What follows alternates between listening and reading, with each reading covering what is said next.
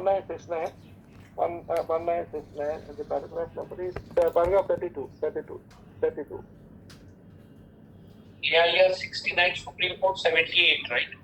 Yes, Manoj. AIR 1969, Supreme Court 78. Your Lordship would have read it 1,000 times. Yes. Off quarter. Yes. And Mahatma 19 Constitution depends on the off quarter. Yes. So, Lord, I only read, Manoj. Only one or two sentences I read together with Your Lordship. Yes. Where the statute gives a finality to the orders of the special tribunal, the civil court jurisdiction must be held to be excluded. If there is an adequate remedy to do what the civil court would normally do in a suit.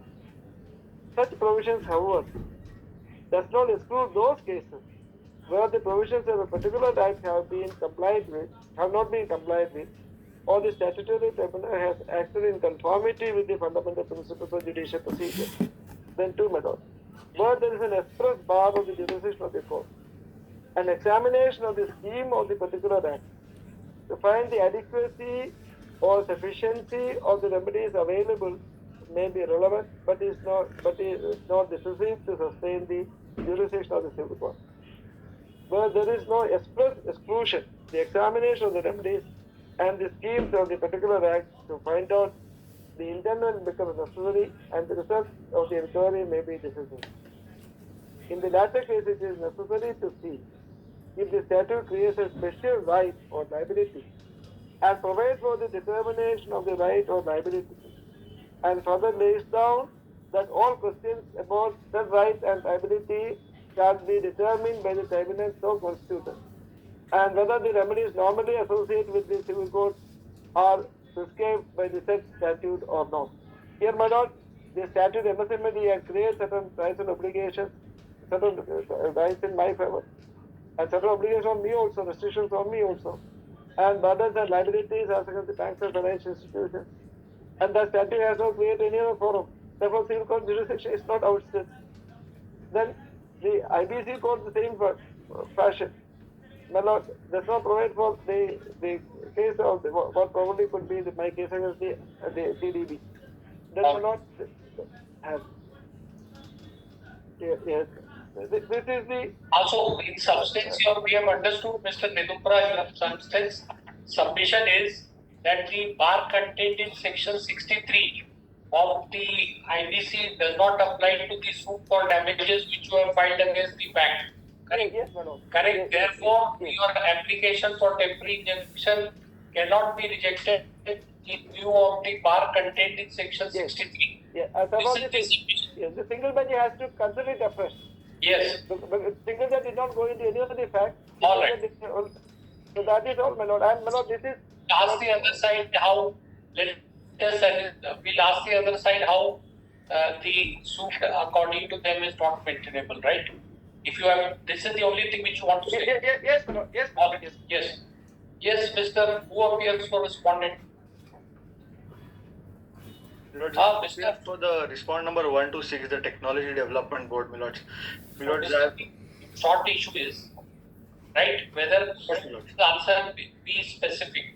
The only contention which has been urged is whether the bar contained in section 63 of the IBC shall apply to the type of suit which has been instituted by the review petitioner. That's the only question. What do you say?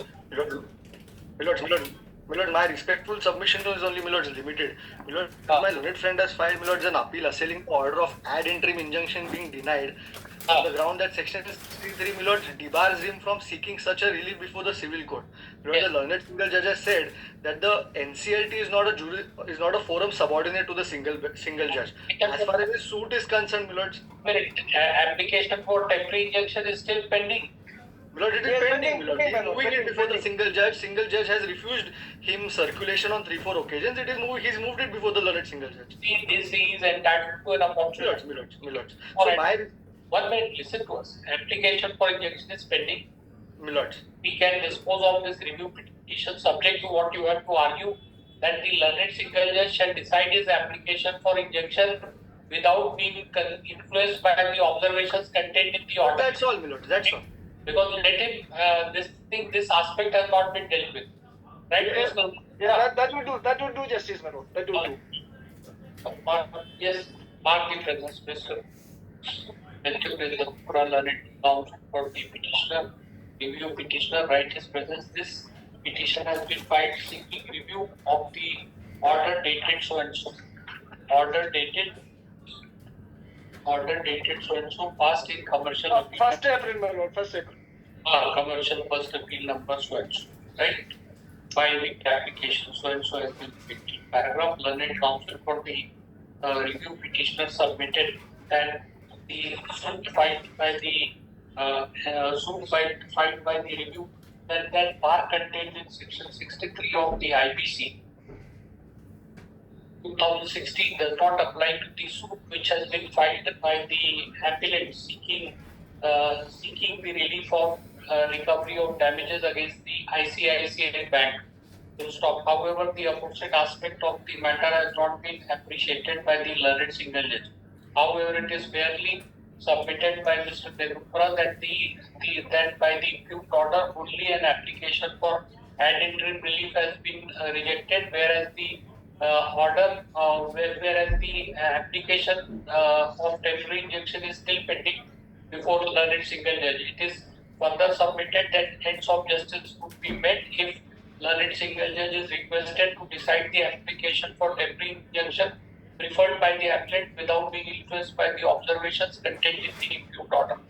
Paragraph, learned counsel for respondent has fairly submitted that the application for temporary injunction is still pending and learned single judge be requested to decide the same. It is also submitted that all issues became open to be agitated in the before the all contentions became open. Paragraph, in view of aforesaid submission and taking into account the fact that we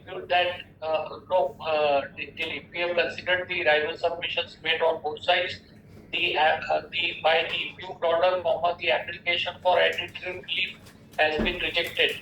The application seeking the temporary injunction is still pending before the learned single judge. We therefore request the learned single judge to decide the application for temporary injunction preferred by the review petitioner on its own merits without being influenced by the observations contained in the order, contained in the impute order dated so and so. To stop, needless to state that all contentions are kept open to the parties which may be urged before the learned single judge. Accordingly, the review petition is disposed of. Not just one submission. Not just one submission, my lord, may record. The temporary injunction, my lord, my learned friend is seeking is on an order of the NCLT. My learned friend is only one submission. My lord, only one submission. My learned friend is on. Petitions have been kept open. Only one submission, my lords. My learned friend has already approached the NCLT challenging that order. So, in fact, this matter application becomes infructuous, my lords. Please argue before learned single judge. Point it out. I'm obliged. Great your pledge. Sorry to trouble your lordship. So,